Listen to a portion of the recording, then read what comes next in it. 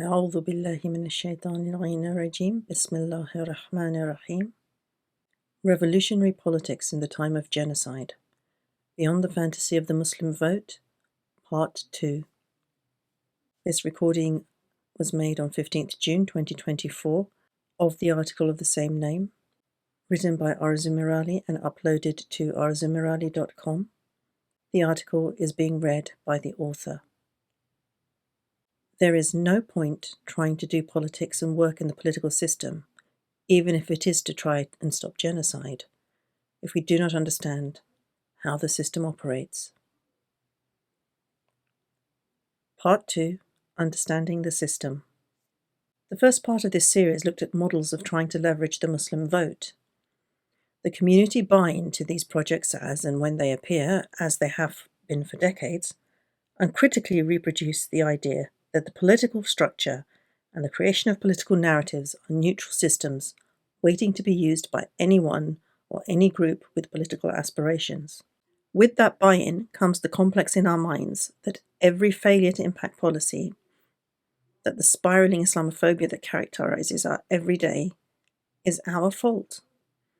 We see it as a failure of Muslims and not the state, its political culture and the social system it perpetuates. So, the idea goes, we have failed to integrate into the political system and reap its benefits. We have failed to show Muslims and our beliefs in their true light, and as a result, brought the ire of government and wider society upon us. The antidote, we often cry, alongside mobilizing the Muslim vote, is 1. Excellent public relations, PR. 2. Party political participation. And 3. Modeling ourselves on other successful minoritized communities. For that, read Zionist Jews and Hindu for Hindus. As I argued in the first installment, we need to get beyond the idea of leveraging a strategic Muslim vote, and with it the blind fashioning of our aspirations on interest groups whose interests are ethically unsound. This does not necessarily mean I'm advocating people don't vote. It does mean we need to understand how that vote works, and specifically how the electoral system of the UK, whilst promising representation, disenfranchises the majority of people in the country, not just Muslims. Before we can discuss the revolutionary politics, we need to understand what is so inherently wrong with the system that no amount of reform can fix it. Propaganda, public relations, and the idea of the infallible system and Muslim failure. What does excellent public relations entail? Usually, proponents argue that this means promoting the true image of Islam, whatever your particular organization, project, or community's idea of it is. There is merit to it if done properly. It is one of the counter-narratives to Islamophobia reiterated across the 8 European states studied for the Countering Islamophobic Narratives project undertaken in 2017-18. However, the reach of such projects, for example, open mosque days, Islamic contribution events, soup kitchens and community aid, interfaith projects, etc., are limited. This needs to be understood. They also operate in an environment of hate, where Islamophobia is the social lens through which these events are refracted. Just showing your truth is not always enough for someone to see it when social pressures push against what you are describing. An excellent example is from Al-Quds Day in 2018, when Sheikh Jafar Ladakh is accosted by James Goddard, then a chief far-right social media personality. As I described in an earlier piece for Islamic Human Rights Commission, IHRC, quote, singing from the fascist hymn sheet, Goddard recorded his confrontation only to find himself thoroughly confused by the Sheikh's patient, polite, and erudite responses. Utterly confused, and at one point many viewers feel almost convinced of his error, Goddard lapses back into thug mode. What you're saying is taqiyya, he screeches, and moves on. End quote. So even when truth is told, it is not always believed. This works at the level of individual to individual. It works this way at the level of the community, its organizations, and wider society. This is not something unknown to the cynical state. We need to disabuse ourselves of the notion that those that hold the reins of power are unaware of the operation of this frame of reference, that they are somehow also ignorant of the truth of Islam. They may well not know enough, But they do know how racism and other forms of institutional discrimination work. This holds true whether they are ministers, security agencies, special political advisors, and whichever government-aligned journalists. They are part of the problem, not the solution.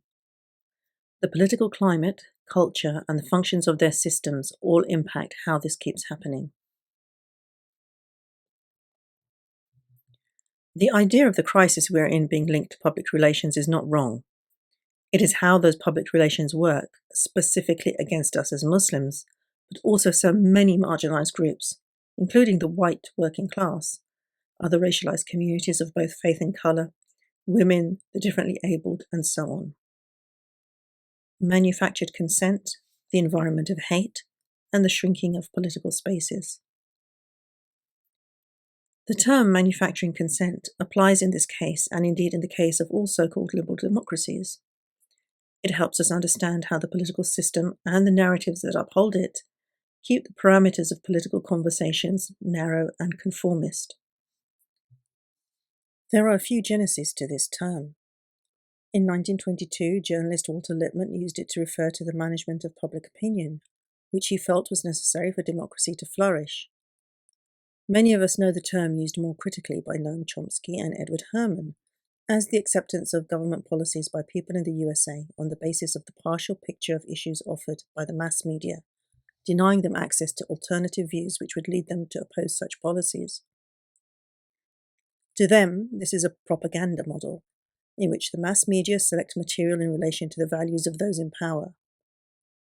Edward Bernays, the pioneer of public relations, also spoke of engineering consent in 1947 as, quote, the art of manipulating people without them being aware of it, end quote. Bernays' seminal book on the art of public relations, particularly in advertising, is itself entitled Propaganda, as this was the term used for this field before PR became the term. We are in effect sold a propagandized system as neutral, a level playing field awaiting properly qualified players.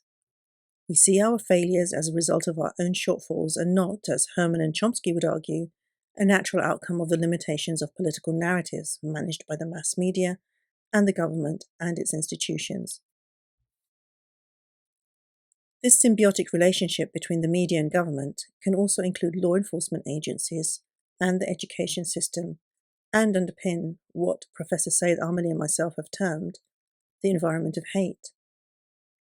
This is where hate narratives such as Islamophobia/anti-Muslim racism are reproduced by these facets of the state, each underpinning and mutually reinforcing the other.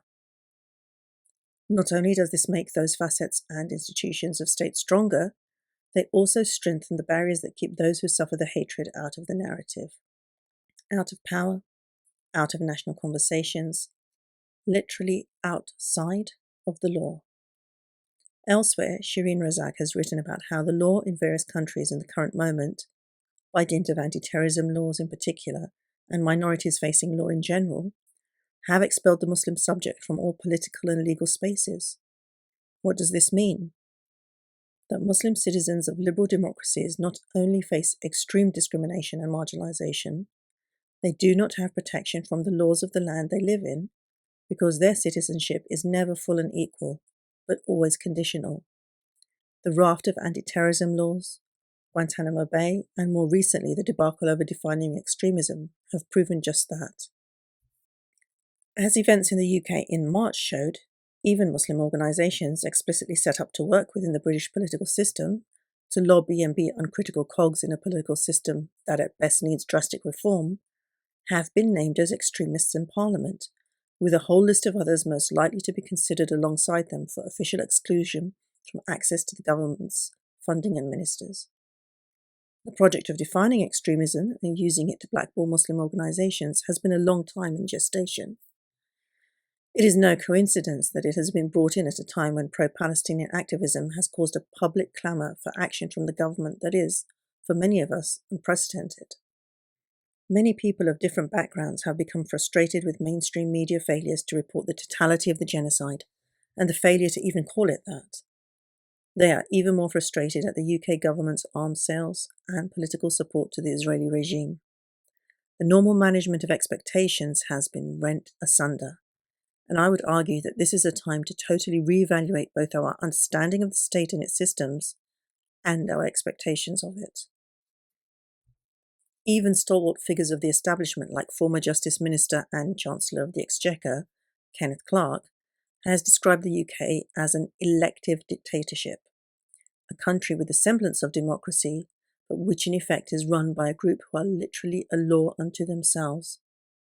Clarke made his comments in relation to the use of law by the government to declare Rwanda a safe country, when the Supreme Court had found the government in breach of humanitarian laws and safeguards in its Rwanda Flights for Asylum Seekers plan. Clarke's view from the right differs little from Mark Curtis on the left. Curtis's forensic discussion of the UK as an oligarchy highlights just how little power the people of the UK have and how much power is accrued in the hands of a political and supranational corporate elite. In his words, quote, "An oligarchy is where a small number of people exert control over the state. Other terms used by scholars for systems that fall well short of the liberal democracy we are supposed to live under include electoral autocracies and exclusionary democracies." End quote. Bear with me as I quote a long passage from his piece in Declassified. "We are brought up believing Britain is a democracy and are constantly told this by media and political commentators of all political persuasions. It just isn't true. Certainly, the UK can boast many democratic elements in the way we're governed. We have elections every 5 years, a largely independent judiciary, laws on speech and association, and strong legislation protecting the equality of all citizens, blah, blah, blah." Skipping forward, Curtis further states, "When it comes to the UK's military, foreign and intelligence policies and its wars, power rests in the hands of an elite few who control the policy-making institutions. They claim to promote the national interest, but there are few brakes on their power, few ways to influence them, and few requirements on them to even divulge what they're doing. British foreign policy making is so centralised that it is akin to an authoritarian regime.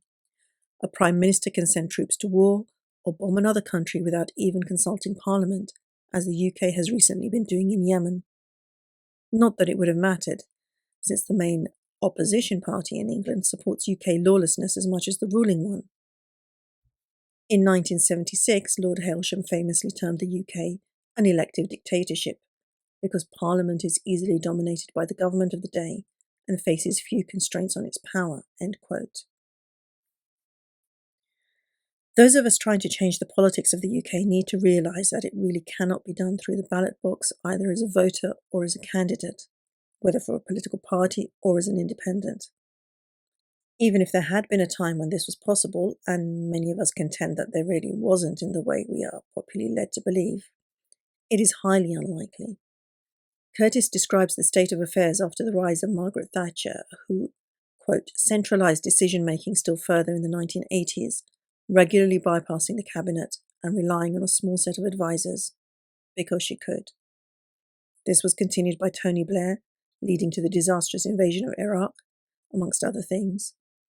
Basically, the Prime Minister, and one elected only by his Tory MPs in Sunak's case, and a few of his mates, can get away with murder, and it's all deemed perfectly acceptable." End quote.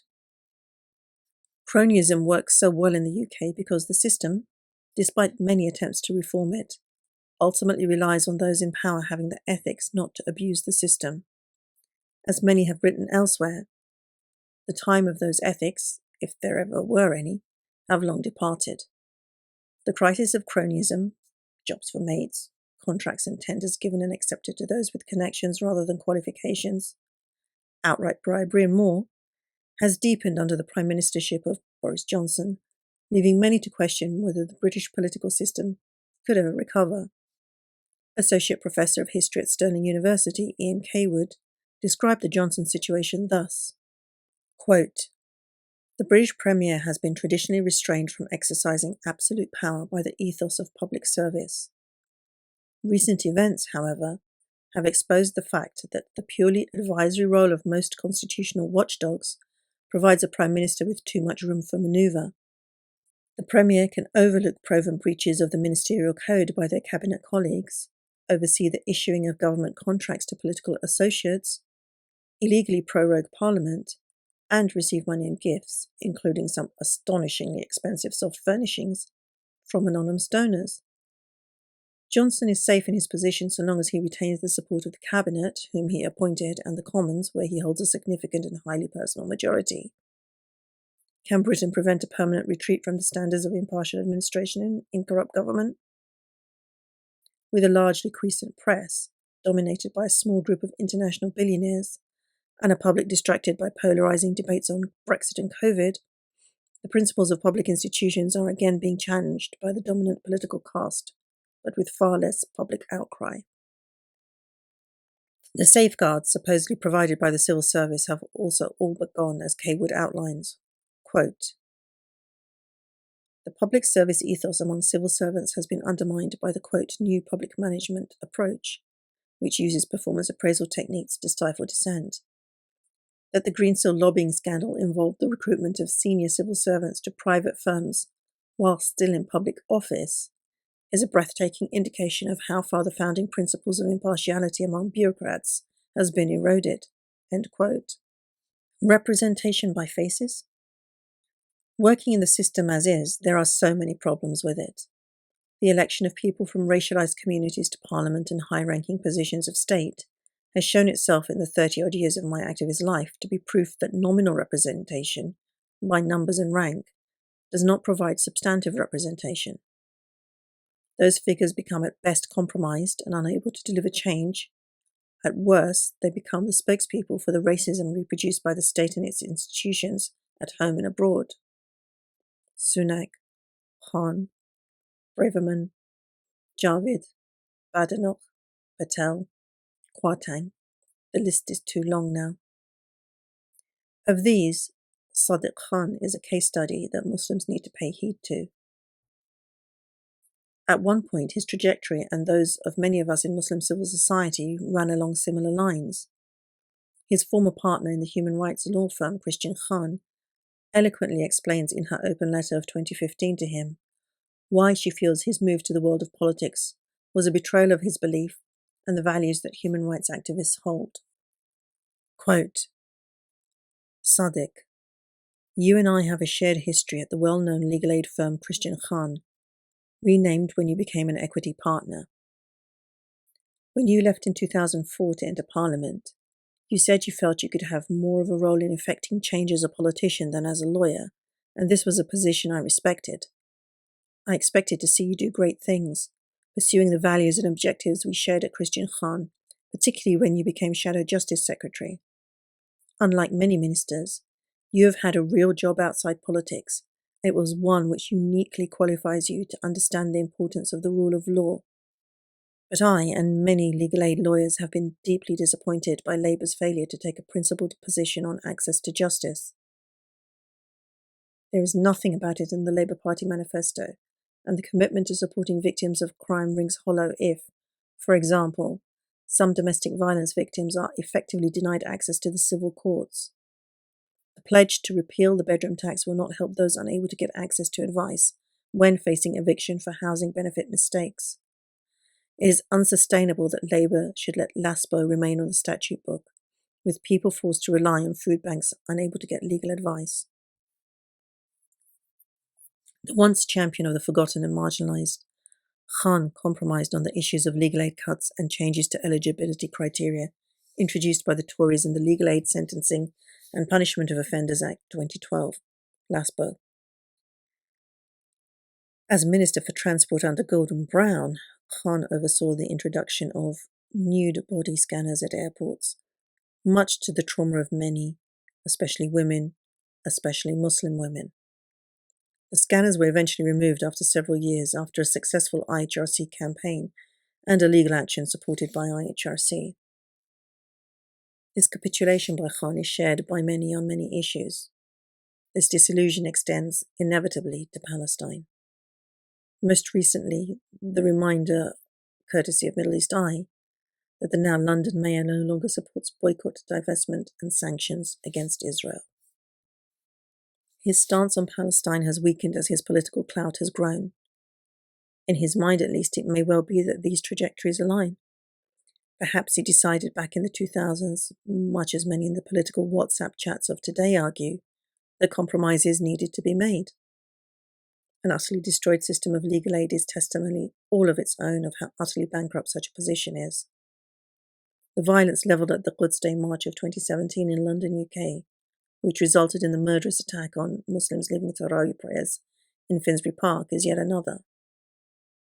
The relentless demonisation of the event, running for weeks before the event from Zionists and the far right, received no pushback from the London mayor. Indeed, he went so far as to support Zionist calls for the event to be banned, writing to the then Home Secretary Amber Rudd to see if she would.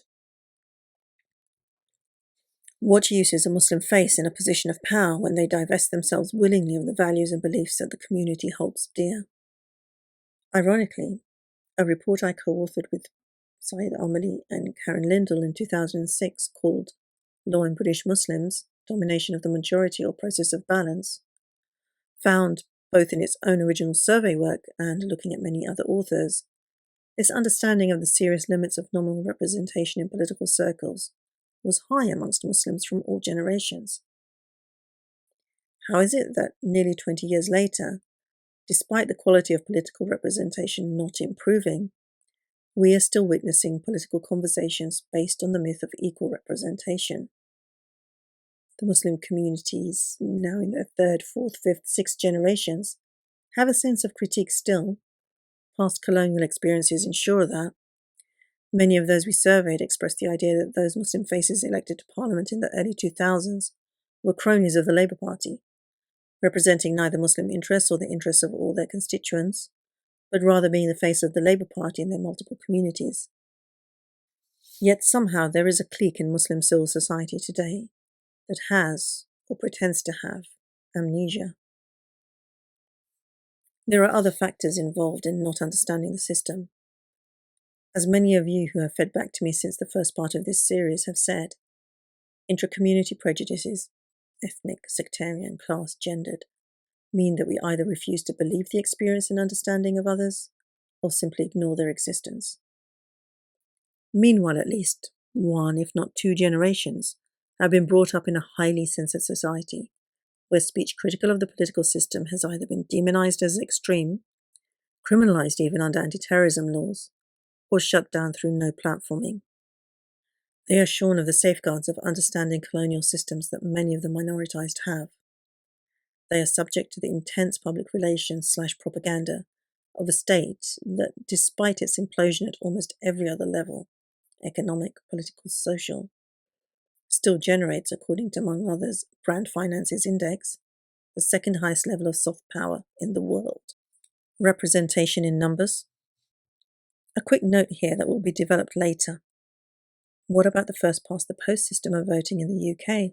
Not only does it stop independent and smaller parties having a representational share of power reflected in seats, it even delivers majority governments where the winning party did not gain the most votes, as happened in 1951. In fact, that vote share for Neville Chamberlain's Labour Party held the record for most votes cast for any party in the UK until 1992, when John Major's, much depleted in seat terms, Conservatives just about won the election. This record still holds today. Tony Blair didn't come near in 1997, despite winning a historic landslide of seats. Something is very, very wrong with this model. The end is not justifying the means.